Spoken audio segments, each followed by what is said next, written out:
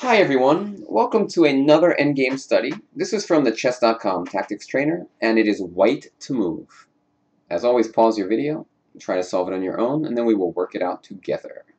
So what's happening here? Well, we have three pieces for the queen. Probably we're going to end up winning this game, but we have to play pretty aggressively, otherwise black has a lot of annoying checks with his queen. So, the first move that comes to mind is bishop f2, and then after king e4, hold on, do I have it? No, I don't quite have the answer. Do I? Nope. Yeah, bishop f2, king e4 is actually kind of annoying to me. But I really feel like checks are important here. So, like, I meant king d5, by the way. I wanted to play this move, because if queen takes knight f6, but he has king takes, and I couldn't find a great follow-up here.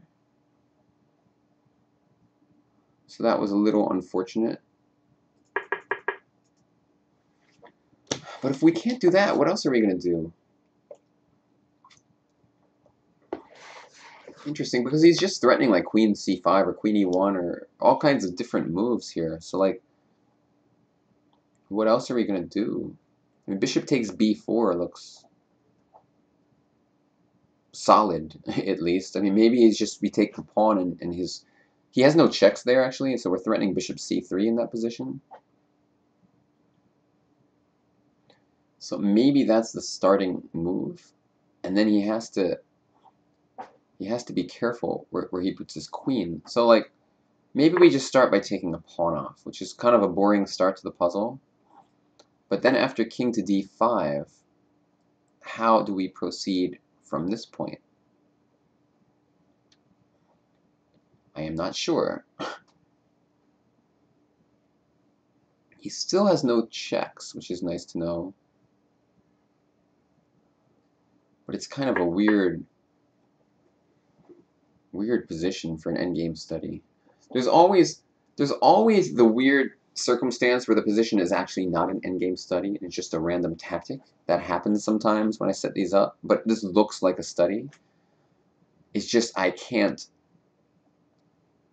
figure out what the hell we're supposed to do other than bishop takes pawn. I guess bishop g3, queen c5 is check and super annoying. Oh wait, we can check first and then this move. Now, I'm not sure that that does anything special, but we're threatening, like, no, I don't know what we're threatening. Like, queen b2. I don't know. We have knight f4, which... king to d4 or something. I don't see anything great there.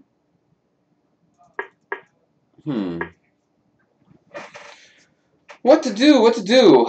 Bishop takes b4, and what did I say there? Like, we're threatening bishop c3, but he has many defenses. Like, queen e2 is one possible defense. Queen e7, maybe. Queen h2, maybe.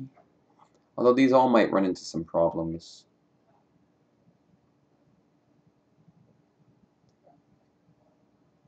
Yeah, they do. Like queen h2, we have a forced win of... Oh, no, we don't. You can go king e3. I didn't even see that. But this, king e5, weird. So even here, it doesn't seem very easy to make something happen. What am I missing, guys? What am I missing here? Must be missing something, because I'm just not seeing any possible ideas here. Just not seeing it.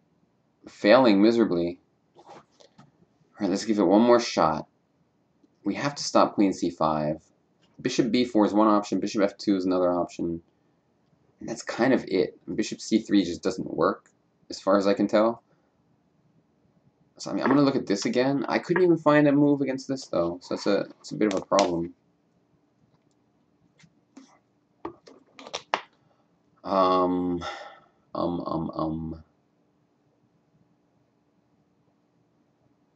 don't know, man. I mean, the position looks good for me after like knight f6 or something like that, but I don't know. This move seems okay. Whatever though. We're up a bunch of pieces. All right, Alright guys, so I just looked up the answer. It's bishop f2. I don't know why yet. I decided to wait to find out why. Or to not look. So like, what move did I not see here? I mean, bishop e4, just king takes e4.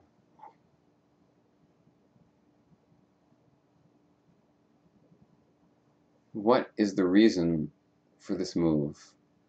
If bishop g3, queen d4. He's threatening queen d6 type moves.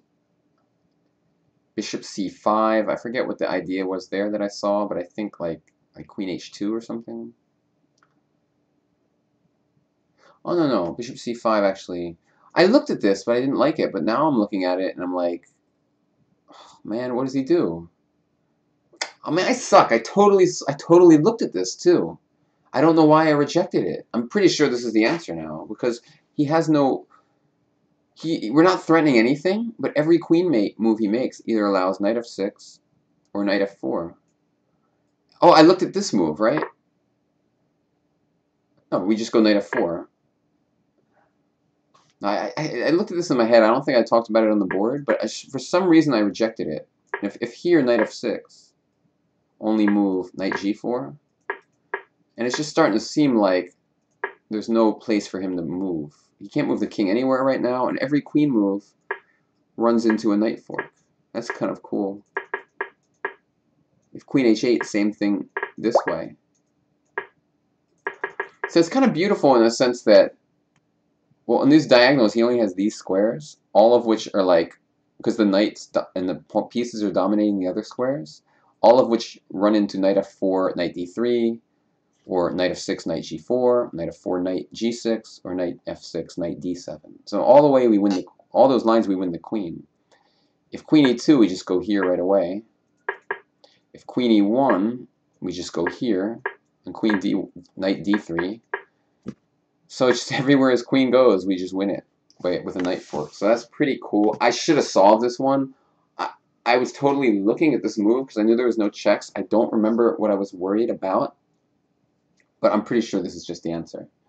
And that's a pretty cool domination puzzle. How the queen just has no squares there. Yeah, and that's the answer. Just total domination. Very cool, very cool. Way to go, chess.com's tactic trainer. Anyway, guys, I'll see you tomorrow with another endgame study. Thanks for watching. Bye-bye.